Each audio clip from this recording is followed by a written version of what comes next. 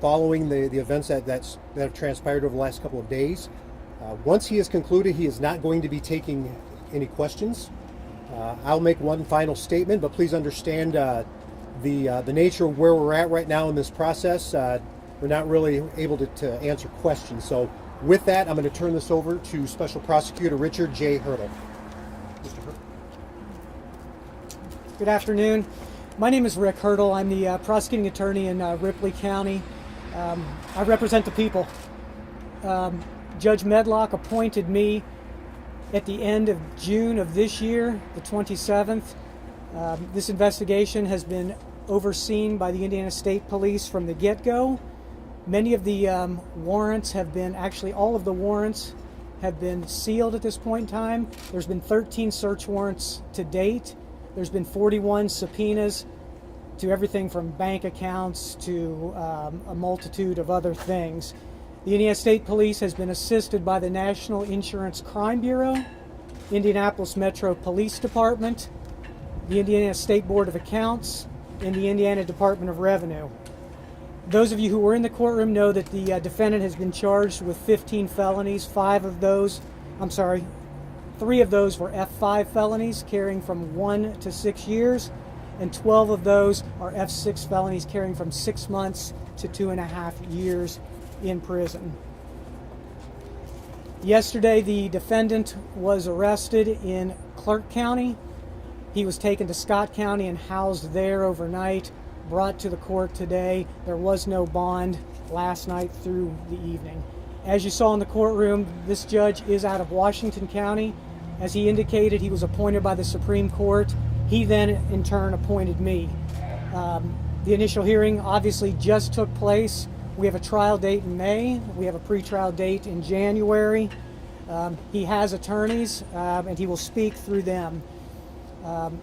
As evidence, too, with the bond, the state believed he was a flight risk and presented evidence of that sort.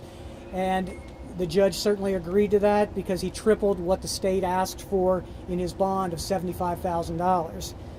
It was indicated through Mr. Wilder, the attorney for the defendant, that he will post that, which he's entitled to. He's not charged with murder or treason. He's entitled to bond. We will wait for trial. One thing that the state is waiting for at this point in time is an audit. The audit is being done by the Indiana State Board of Accounts and a review of tax records by the Indiana Department of Revenue. We're unsure when that will be completed and what results and what happens after that. That may take us in a new direction. It may provide additional insight to some of the things that were going on. We're hopeful that that's done in short order, but that's something that can't be rushed, and we want it to be done right for the state's sake as well as the defendant's sake. I would cite, too, that Lieutenant Jeff Herron with the Indiana State Police signed a 16-page probable cause affidavit. If you don't have a copy of it, we have copies to provide to you. I signed 15 charges yesterday. My intent in saying this is that any information that is released should come from the Indiana State Police through Lieutenant Herron, a public information officer, by the captain, or another PIO. I caution things released by local agencies, and I think they would be incomplete and probably reckless if they do, because they do not have a full understanding of this, and that includes any law enforcement agency in Clark County. Lastly, I want to say that the defendant is presumed innocent. He's not been proven guilty of anything. Any proof of guilt or innocence is going to happen in the courtroom behind me, and we'll wait until a jury of his peers is called and move forward at that time. I'll turn it back over to Captain Valdez. Thank you, Mr. Hurdle. With that, as Mr. Hurdle alluded to and mentioned, there's a number of agencies that are involved in this investigation. This investigation is very complex, very dynamic, and again, is still ongoing.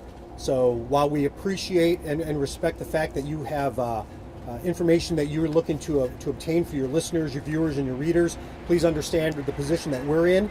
Again, with an ongoing investigation, at this point, this case belongs to the special prosecutor, and any information that he deems necessary to release will come through me, and I'll get it out at an appropriate time. But until that point, everything that's been released has been released to this point. So thank you very much for your time, and that concludes today's press conference. Thank you. Being audited. Are you all looking into the current sheriff as well for any charges? Do you know anything about this? Can I bring new evidence? We're going to pay attention to it.